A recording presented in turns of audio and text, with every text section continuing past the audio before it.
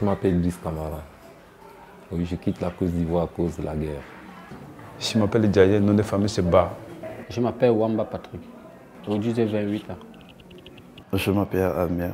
Je suis togolais. Je suis camerounais. Je suis somalien. Je ne suis pas venu directement par ici. Je suis passé par la Guinée-Conakry.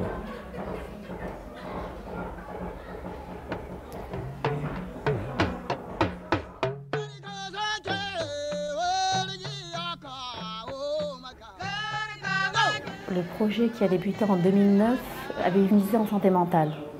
Améliorer l'accès aux soins en santé mentale des personnes en situation de retour forcé au Mali. Les expulsés qui sont accueillis viennent d'Europe en général pour les expulsions, d'Afrique centrale aussi. Les refoulés en grande majorité arrivent d'Algérie, du Maroc, de la Tunisie, de Mauritanie.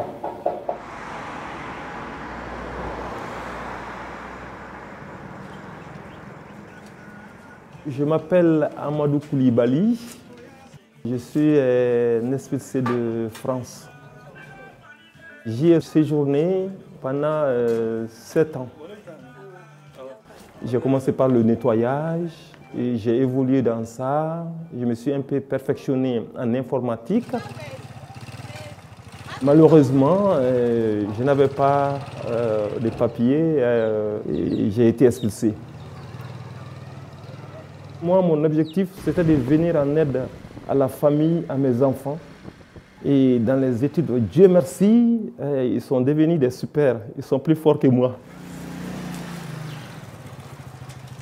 Mon objectif a été atteint dans ça, même si on m'a expulsé.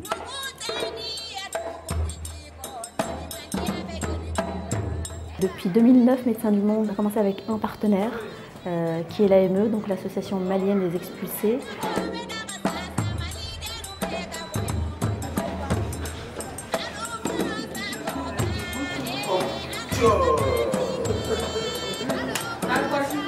L'Association malienne des expulsés, c'est une organisation créée par nous-mêmes les migrants expulsés.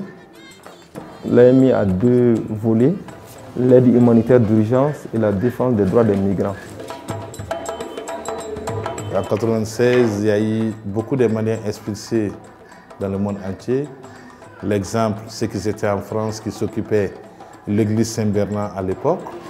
Il y avait des expulsions des Maliens de l'Angola, dont je faisais partie, et les expulsés massifs des Maliens qui travaillent dans les mines de Zambie. À l'espace de 45 jours, il y a plus de 2000 Maliens expulsés qui sont venus dans le monde entier.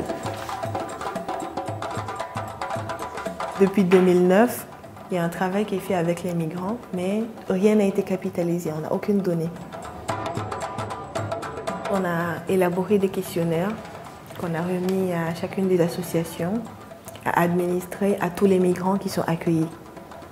Donc c'est un questionnaire qui comporte des questions sur les conditions de vie, sur le profil du migrant, sur son parcours. Il y a également un dossier médical et un dossier psychologique. Et je peux voir par exemple les personnes qui ont subi des ruptures de soins.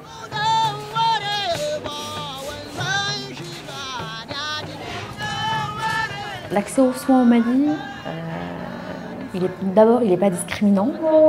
Tout le monde a accès à ce qu'on appelle les SESCOM ou à SACO. Maintenant, le gros problème qui se pose pour ces migrants, c'est l'accessibilité financière. Depuis 2010, Médecins du Monde a associé à la santé mentale la santé physique. On était obligé de passer par cette case de soins, de voir un petit peu que devient le migrant quand il est expulsé, quand il est refoulé.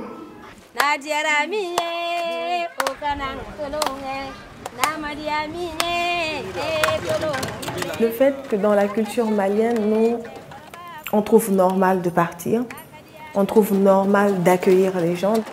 Les Maliens, surtout ceux qui sont analphabètes, ont du mal à comprendre que quelqu'un qui part juste pour essayer de travailler, pour avoir plus de moyens de subsistance, qu'on puisse renvoyer cette personne-là sans qu'elle n'ait rien fait de mal. Donc pour la plupart, ils se mettent en tête que si cette personne-là a été expulsée ou refoulée, c'est que soit c'est un criminel, soit c'est un délinquant. Donc ils en veulent la plupart du temps à cette personne parce qu'ils se disent, nous on a vendu notre maison, la maman a vendu ses bijoux pour que tu puisses partir et te voilà retourner au point de départ où nous n'avons rien, toi tu n'as rien, donc ça pose des problèmes et il y a certaines familles qui pensent de la sorte. Nous, on est venus par le même avion. Je suis venu par le même avion que Tandja. Oui. On a accueilli tous les deux ensemble. Voilà. Monsieur Tandja a vécu en France pendant 9 ans.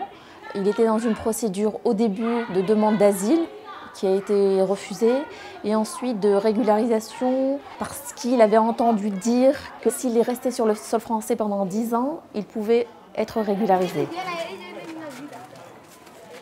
Donc il s'est rendu à la préfecture et à ce moment-là, 5 policiers l'ont attrapé et l'ont expulsé.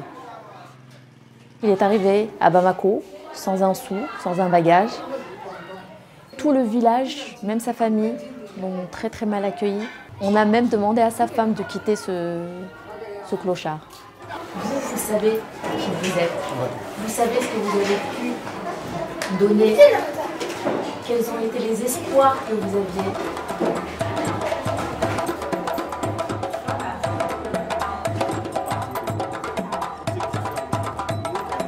On fait beaucoup de visites à domicile, on fait beaucoup de maraudes. Parce que quand on détecte les cas de traumatisme, donc on regroupe les gens et à tour de rôle, on leur dit maintenant, on leur passe la parole, chacun parle. Donc ils ont le même vécu. Souvent en écoutant, les gens commencent vraiment à se distraire un peu parce qu'ils diront qu'ils ne sont pas les seuls.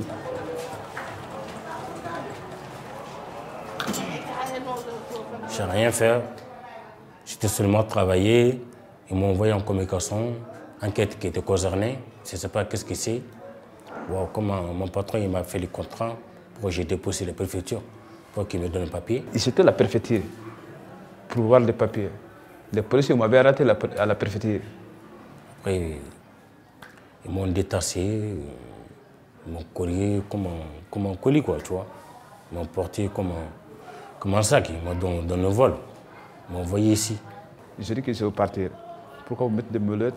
Pourquoi vous mettez des scotch dans mon pied? C'est pas bien. Tu n'as pas tué quelqu'un, tu n'as pas rien fait. Juste tu n'as pas de papier. C'est pas normal. On ne peut pas rien faire, mais franchement, les pays européens, franchement, ça, c'est pas la bonne solution. Et à partir de 2010, on a eu un autre partenaire qui est venu nous voir en sollicitant Médecins du Monde pour un appui. Et donc ce deuxième partenaire est la RACEM. Je m'appelle Patrice Bouka Zinahad. Je suis le secrétaire général de la RACEM ce jour. Avec Roméo, qui est mon cousin, ils sont partis du Cameroun pour accéder en Europe parce que au départ, nous étions des footballeurs. Ces deux ont été victimes des douloureux événements de Ceuta et de Melilla en 2006. C'est à leur retour ici au Mali qu'ils ont créé la RACEM pour décrier les formes de violence, de discrimination que vivent les migrants. Le Médecin du Monde est venu faire notre connaissance. On lui a dit voilà, nous sommes en train de vouloir fermer les portes et on n'a pas de partenaire. Donc la coordinatrice qui est Adja a essayé de contacter Paris et puis c'est en 2011 qu'on a signé la convention avec MDM. Au niveau du Bénin et du Burkina Faso, on nous a tout pris. Pour les ressortissants d'Afrique centrale, c'est une obligation de passer par le Mali pour obtenir cette fameuse nationalité malienne. Et avec ça, on a accès au Maghreb sans visa.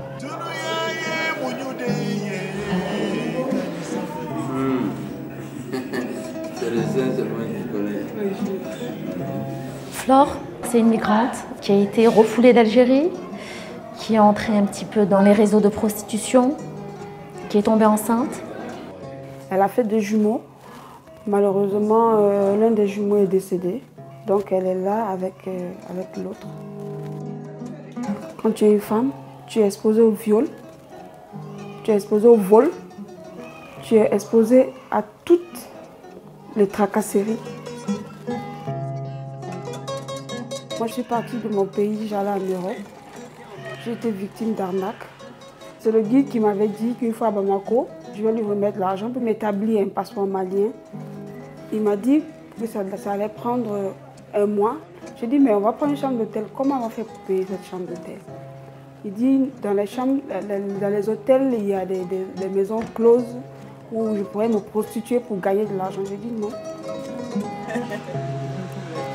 Tant que les combats seront dans le nord, l'Algérie a décidé de ne plus refouler. Mais le Mali est toujours un pays de départ. Et maintenant, et surtout, un pays de blocage avec cette crise au nord Mali. Je m'appelle Achille, je suis migrant, j'ai 30 ans. Je suis camerounais. J'ai fait 1 an au Gabon.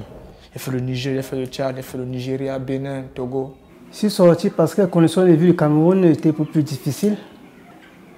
J'ai eu des problèmes en route.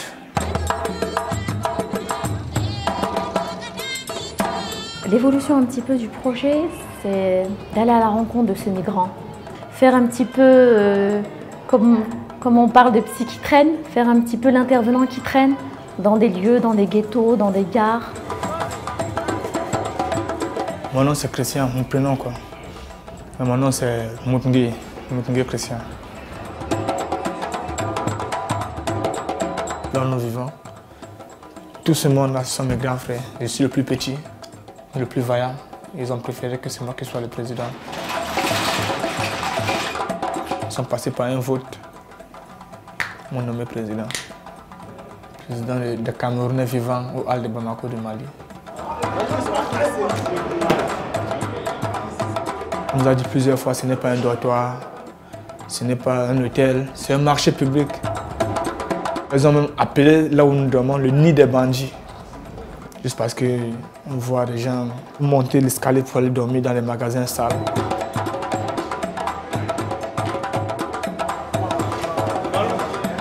Ne scale pas. Passe.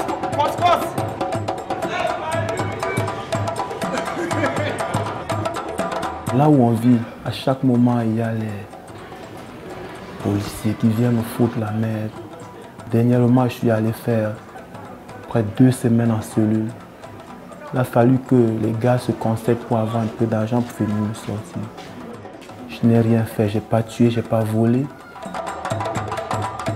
Ils vivent dans des conditions de précarité avancées.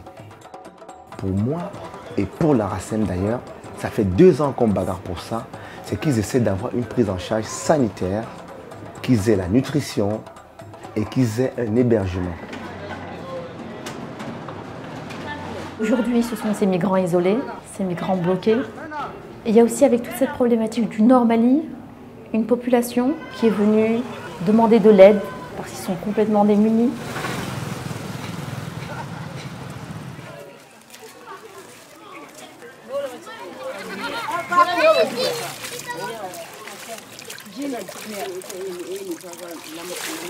Moi, je suis de Gao. Elle est le Pelle. Elle est de Douanza. Le Pelle de Douanza. Il y a la toi, Moussa Farah. Il faut la paix. Il faut la paix. Nous sommes fatigués pour Mako. Il faut la paix. On ne trouve pas à manger. Il faut la paix. Il faut la paix. Il faut la paix. Il faut la paix. Il faut la paix. Il faut la paix. Il faut la paix.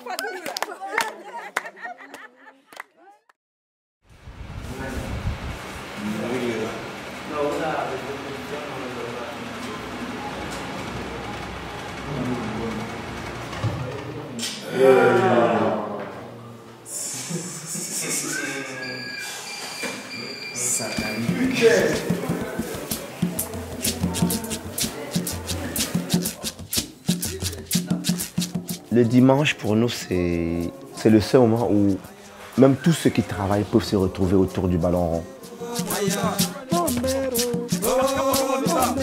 Si on passe d'abord par le sport, c'est plus facile d'être en contact avec les migrants pour tout ce qu'on voudrait faire, les témoignages, les manifestations et tout. Si on passe d'abord par un match de football, je pense que le contact est plus facile. Ça ramène vite les migrants vers nous. On n'a pas besoin de courir après eux pour les chercher. Ils viennent seuls quand ils savent qu'il y a un ballon.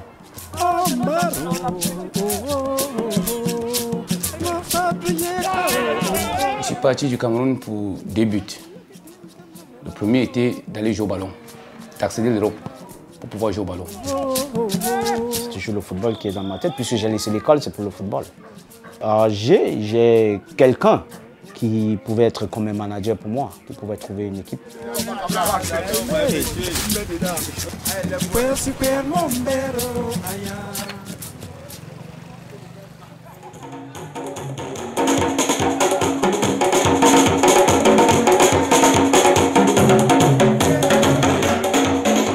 Le plus important pour nous, c'est la 3e mi-temps.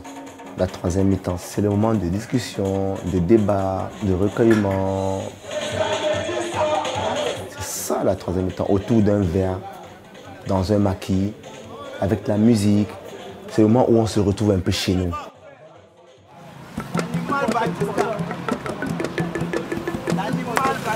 Mon but n'est pas de rester au Mali. La suite de ma route, c'est de pouvoir trouver un moyen, comment faire pour me trouver dans un terrain qui sera plus fertile. Parce que quand on voyage, c'est pas pour être des touristes. Les touristes, ils ont de l'argent, c'est pour ça qu'ils font du tourisme.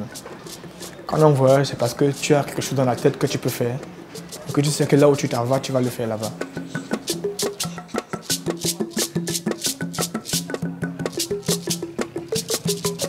J'ai passé 1 an, 2 mois dans l'Algérie. On ne m'avait jamais contrôlé. La seule fois où j'ai essayé de quitter Tamaracet pour me rendre sur Alger, c'est là où on m'a arrêté. On m'a demandé les papiers.